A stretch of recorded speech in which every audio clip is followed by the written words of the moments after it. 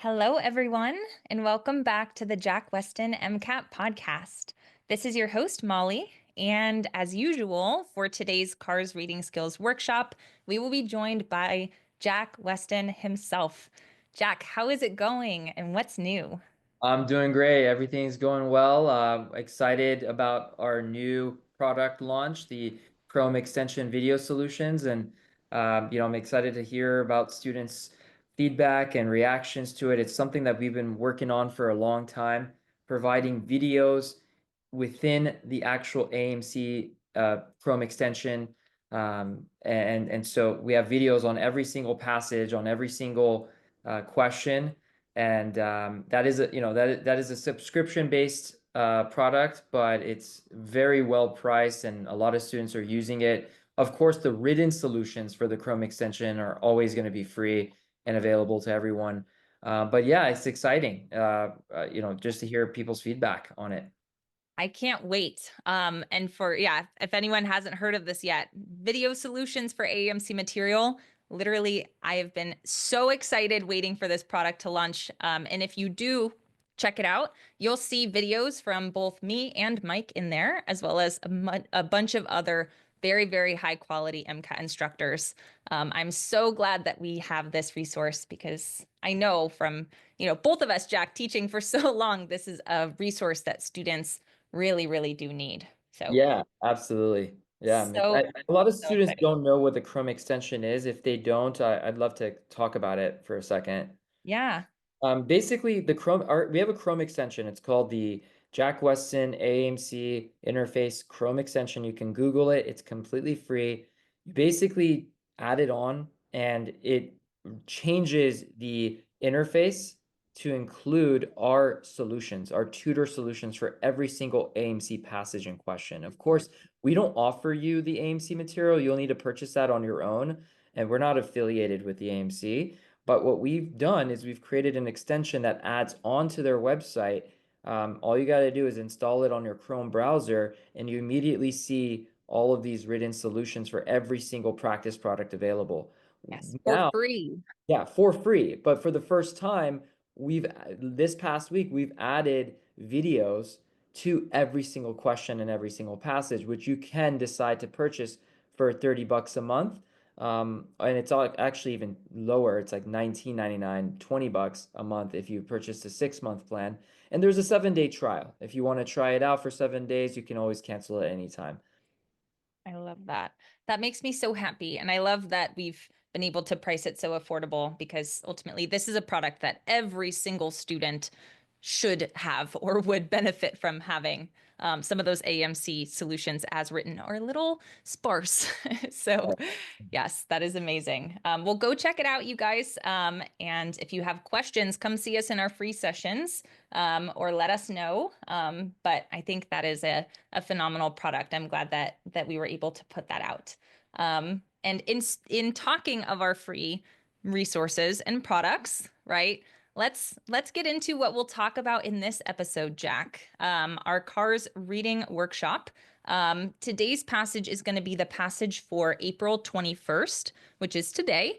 It's titled Expressways. Jack, I'm curious, when you read this passage, what did you think? Like, what do you think students are in to learn with this passage? It's a very opinionated passage where the author makes it very clear what their point is. It's pretty straightforward.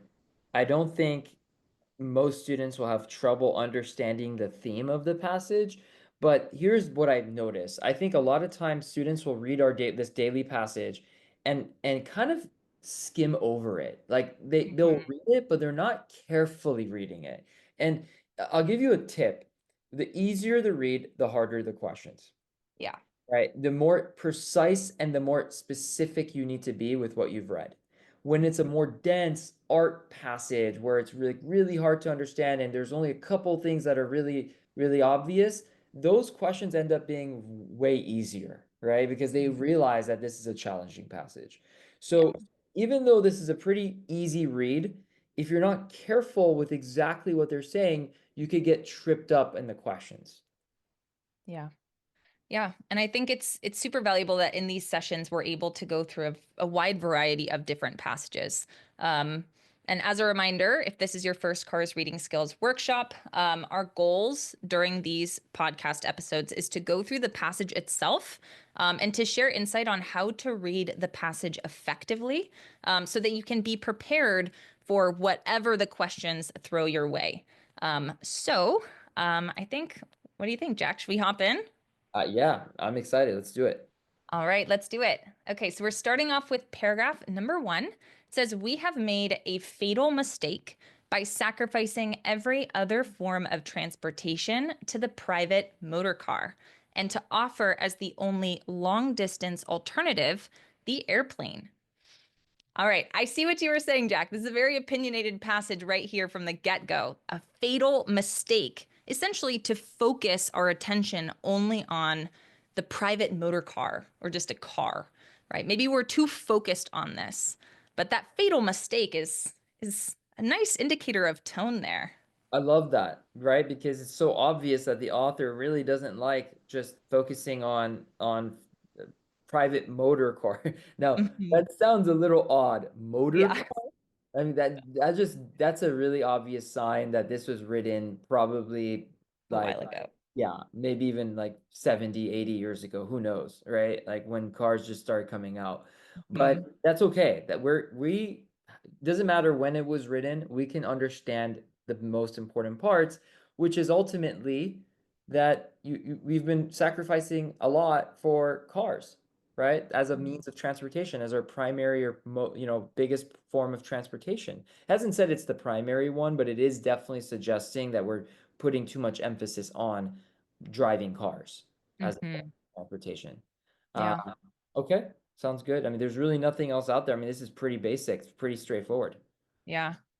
All right, let's take a look at our next sentence. It says, "But the fact is that each type of transportation has its special use, and a good transportation policy must seek to improve each type and make the most of it."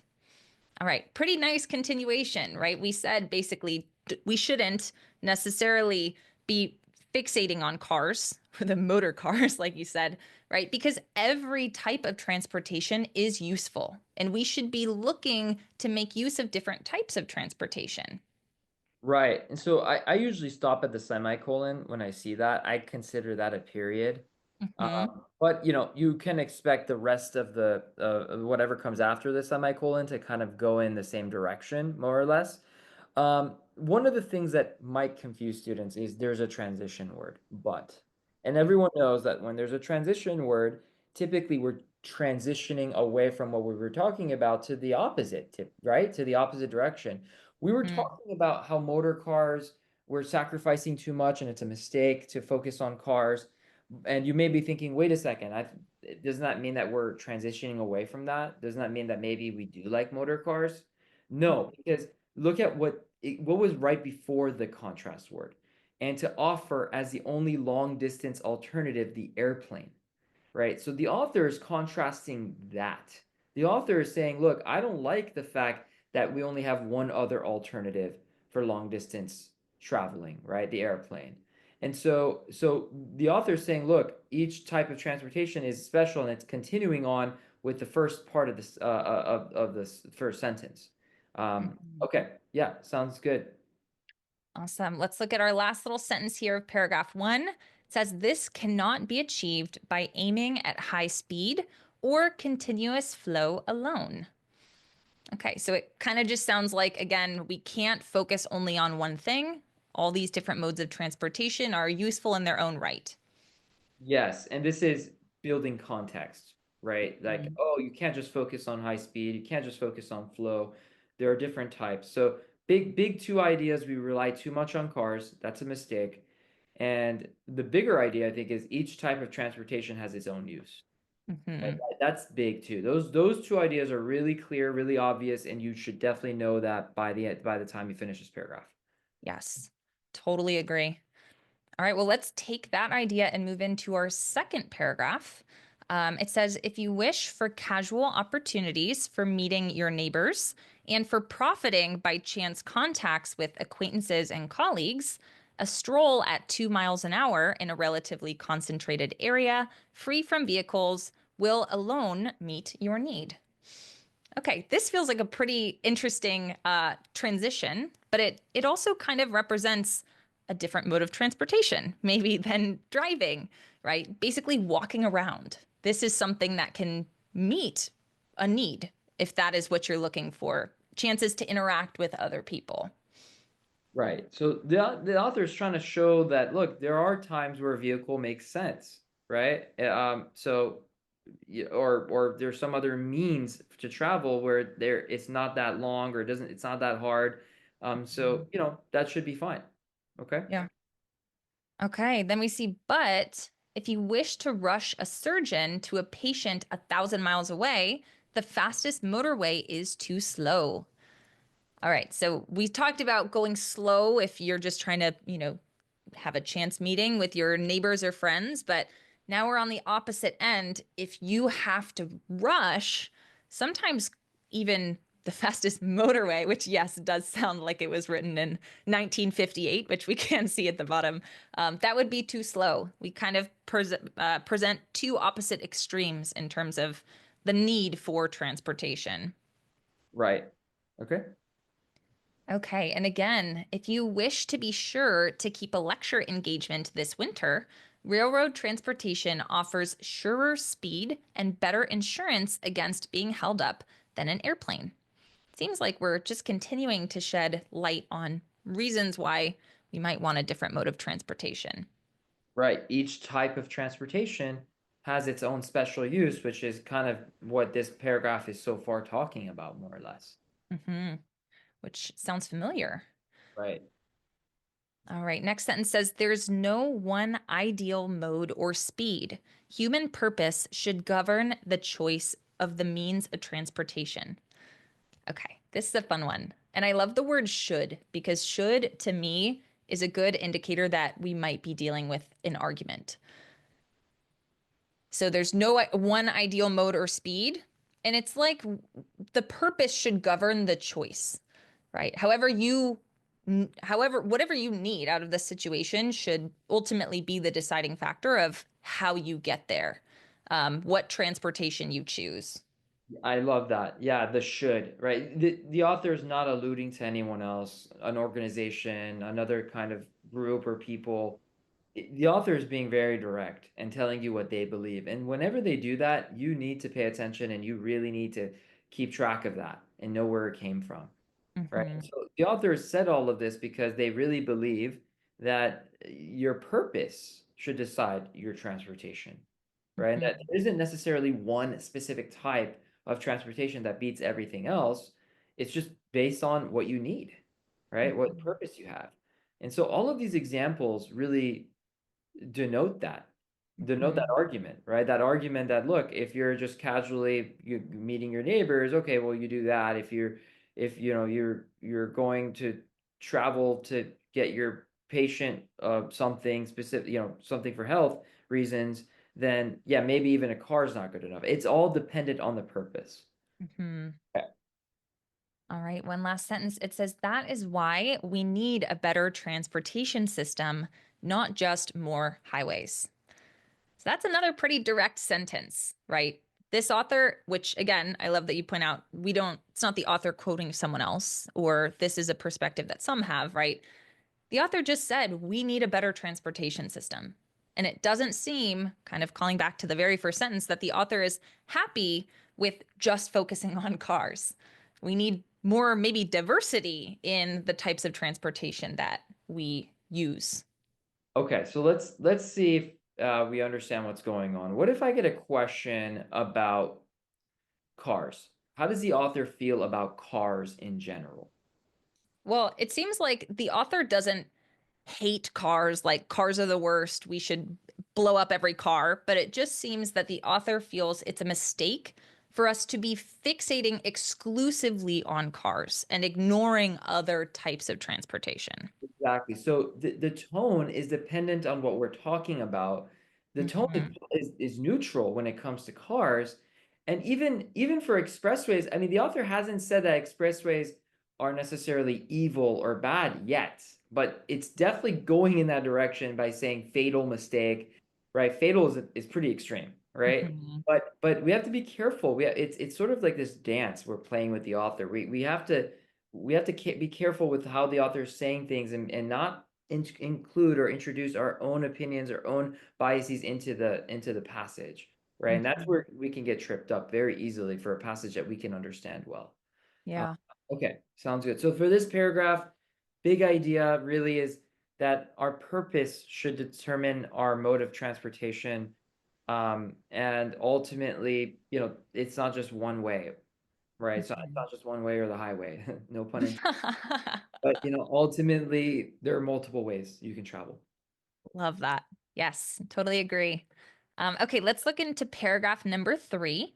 It says, in order to overcome the fatal stagnation of traffic in and around our cities, our highway engineers have come up with a remedy that actually expands the evil it is meant to overcome.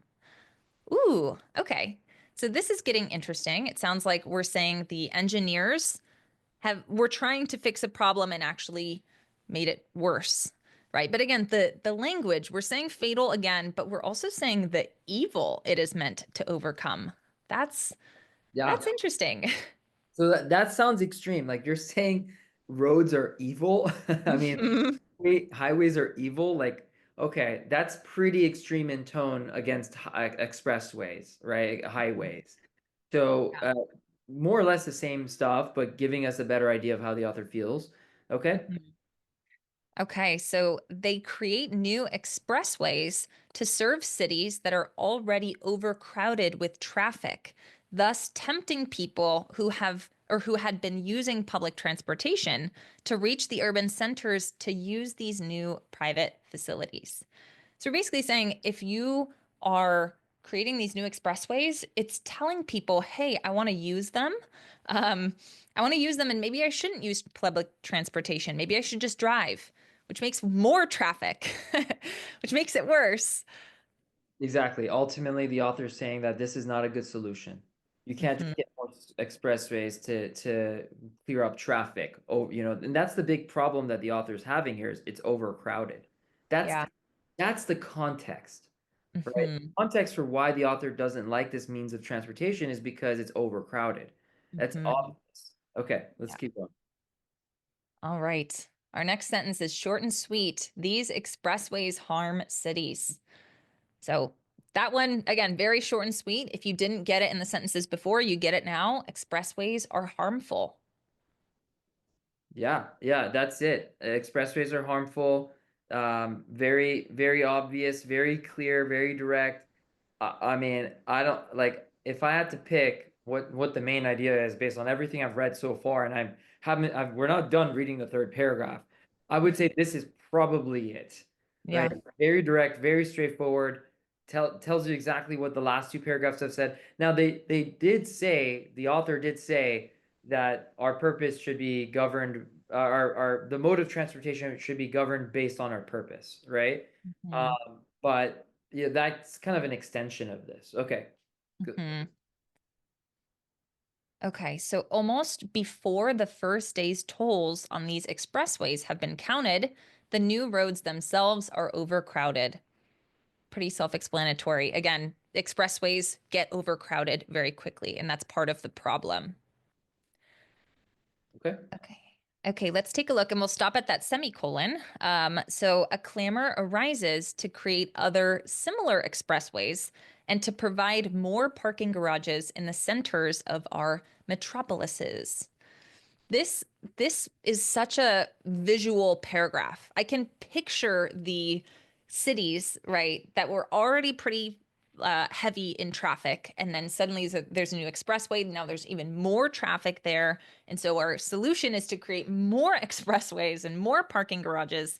I feel like the author's really painting this picture that these expressways are exacerbating the problem, making it worse, and making it spread. I like how easy it is to visualize this. Right, more or less the same thing, right? Yeah. So talking about the negative effects of having expressways and how it's similar to providing more parking garages. Okay. Mhm. Okay. And the generous provision of these facilities expands the cycle of congestion without any promise of relief until that terminal point when all the business and industry that originally gave rise to the congestion move out of the city to escape strangulation, leaving a waste of expressways and garages behind them. Wow. So we really kind of have seen this come full circle in this paragraph. We think the solution is expressways, but ultimately the expressways create additional problems that lead to the abandonment of the expressways. Now we don't even need them anymore. Well, yeah, I mean, it's all suggesting that it harms the city, right? You build Mhm. all these expressways to the point where, I mean, it literally says to escape strangulation. Yeah. Yeah. These businesses want to escape the strangulation of expressways, and they just leave, and it harms the city because Yeah. now we have all these roads everywhere and parking garages and no business, no community, nothing, right? And so this is a very doom and gloomy outlook on expressways, right? Very negative, right? Yes. Most Okay, definitely. sounds good. All right, let's see what paragraph 4 brings to us. This is the pyramid, or this is pyramid building with a vengeance, a tomb of concrete roads and ramps covering the dead corpse of a city. My gosh, this author has some strong feelings, right? The tone, the word choice in here is very telling. Yes, very extreme and extremely negative. Okay. Yes, that is for sure. Um, But before our cities reached this terminal point, they will suffer, as they do now, from a continued erosion of their social facilities.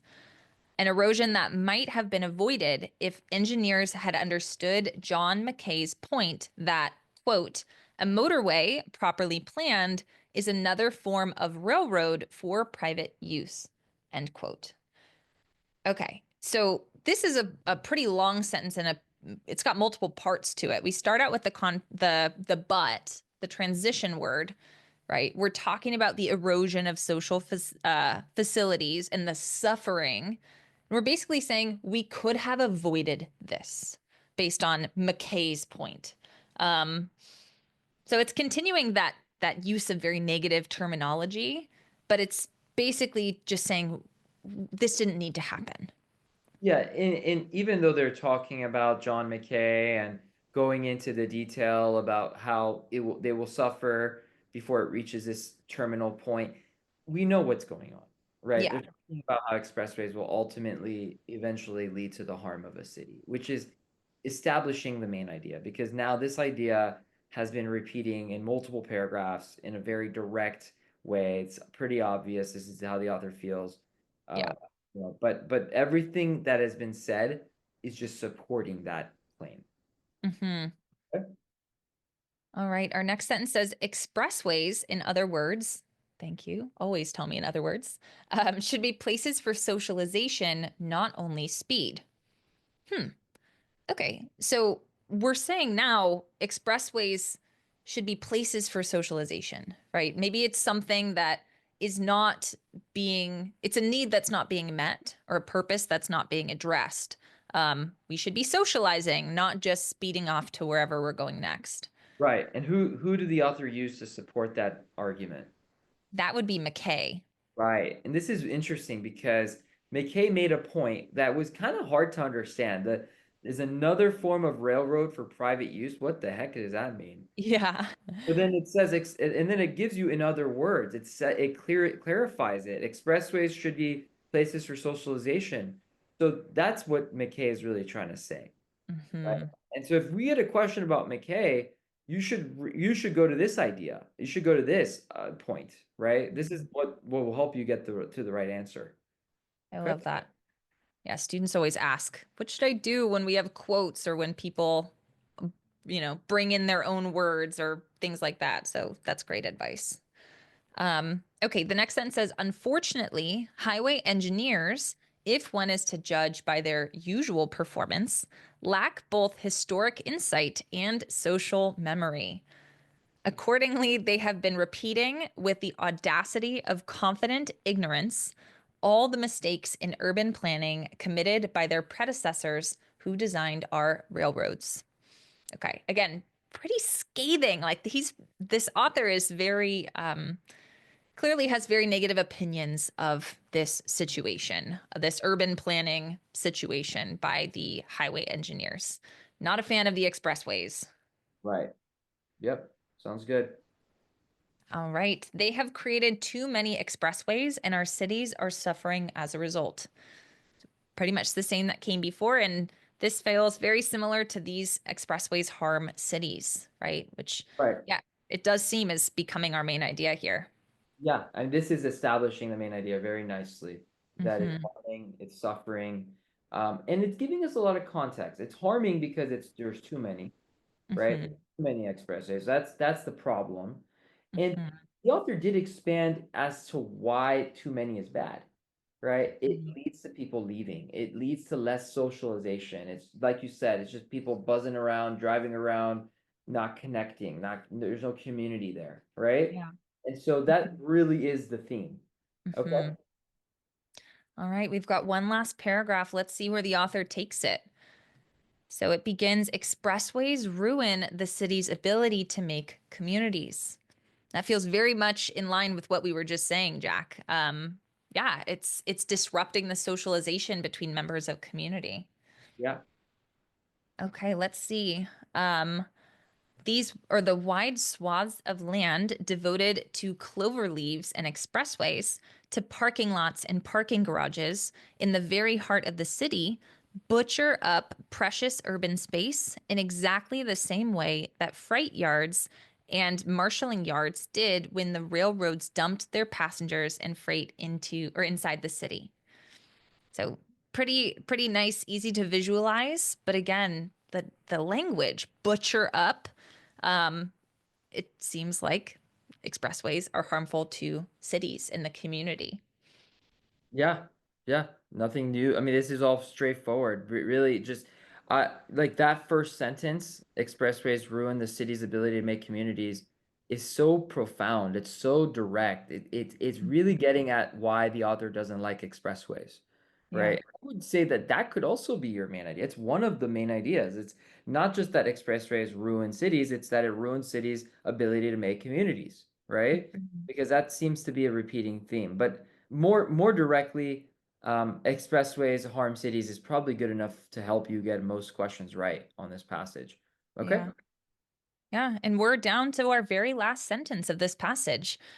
So these new arteries choke off the natural routes of circulation and limit the use of abutting properties, while at the neck or while at the points where they disgorge their traffic, they create inevitable clots of congestion, which effectively cancel out such speed as they achieve in approaching these bottlenecks.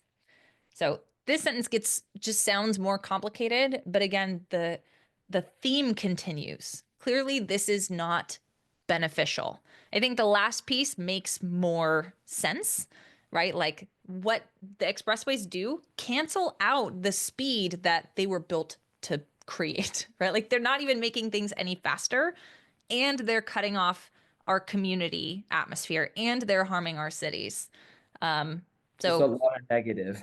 yeah, Um, very aggressive for sure. the author's definitely using metaphors, right, to Yes. express their frustration around expressways. These new arteries choke arteries, meaning expressways, choke off the natural routes of circulation. So the author really wants us to understand this, and it is not afraid to bring in a different context. And it's actually ironic because we're reading it as, future Yeah. medical.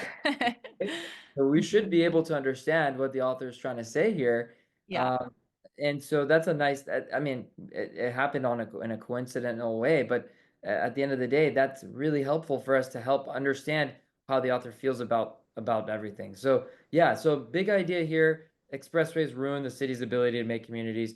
I just want to highlight the most important sentences in this Hmm. paragraph and Hmm. show you, when you get to the questions, you're going to be surprised at how these specific sentences will pretty much help you get every question right, right? The first one Hmm. I would be the first sentence of this passage, Hmm. right? I would definitely focus on that. The second sentence of this paragraph as well, right? That's also just that, yeah, up to the first clause, the up to the Oh, semi. here. Yeah, yeah. I would say that's huge. I would say probably the second to last sentence of the second paragraph, where they start with "There is no one ideal mode of, or speed human purpose should govern." Just that part, right? And then really the big one is paragraph 3, where it directly says these expressways harm cities, right? And then I would say the next most important sentence should probably be the first sentence of the fifth paragraph. Hmm. If you like, what percentage of the passage would you say these four sentences are? Or Gosh, sorry, I'm five. like like less than a fifth of it, like probably a yeah, like a sixth of the passage, maybe if that. Yeah, and that's the beauty of this. I always tell this to students in our courses and even in our trial sessions. If you understood 20% really, really well, like Mm, you understood that, the ones that are highlighted at a deep level, I would be very surprised if you got a question wrong. I'd be extremely surprised. Now, look, there's a lot of BS, kind of conversational discussions going on around these major sentences, right? But mhm. ultimately, your job is to stay focused and find the prize. The prize is always going to be a very quick and easy sentence that everyone can understand. The MCAT knows this, right? That you can use to help you answer questions. And so those sentences I think are key. I mean, yeah, you could even say in the fourth paragraph, the sentence where they talk about, expressways, in other words, should be places for socialization. That's not a bad sentence either, but even that is a little hard to understand. And they will ask questions about that because it's tied to a person. They love people. But yeah, I mean, I'm excited to have students try out this passage, knowing that those are the most important sentences and see how things go for you, right? Yeah. That's it. Yeah, absolutely. And don't forget, you guys, this is the daily passage for today. It's titled Expressways. We encourage you guys, now that you've heard us chat about this, you've heard all of Jack's amazing advice, go try the questions, right? See for yourself how, understanding these small handful of sentences can really change how these questions go for you. I always love pointing that out as you did so succinctly, Jack. You do not need to understand every single word of every single passage, right? Most of the questions come down to really just like maybe 5 or 6 sentences. And like you said, they're usually more straightforward than the rest of the passage. And I think that can breed a lot of confidence in our listeners and ultimately our CARS readers. Yeah, absolutely. Absolutely. Great. Well, you guys, everyone, make sure to go try your questions and tune in for next week's CARS Reading Skills Workshop, where we will be taking on a very different passage in terms of its style, its tone. So you'll have to tune back in for the next one. And until then, thank you guys for listening and happy studying.